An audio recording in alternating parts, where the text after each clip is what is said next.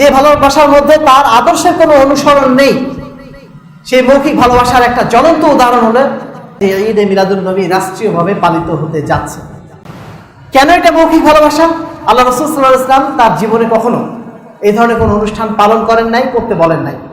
সাহাবায়ে কেরাম যারা তাকে প্রাণের চেয়ে ভালোবাসতেন, তারা কখনোই তার ভালোবাসার নজির দেখাতে যে এই ধরনের কোনো ঈদে মিলাদুন নবী করেছেন, জশ্নে জুলুস করেছেন, মিছিল বের করেছেন, র্যালি বের করেছেন, এর কোনো প্রমাণ নেই।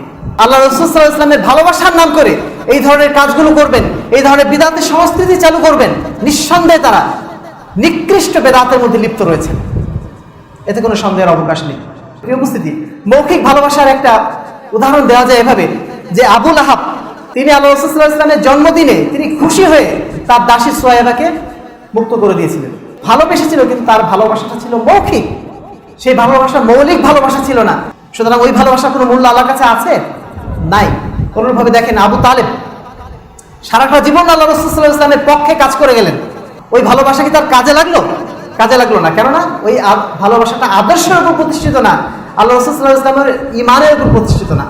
সুতরাং আজকে আমরা যারা ভালোবাসার নাম করে এই ধরনের প্রদর্শনী করছি, এই ভালোবাসা যতক্ষণ আল্লাহ রাসূলের আদর্শের উপর প্রতিষ্ঠিত না থাকবে, যতক্ষণ পর্যন্ত তার সুন্নাতের উপর প্রতিষ্ঠিত না থাকবে, সেই ভালোবাসার কোনো মূল্য আল্লাহর কাছে থাকবে না।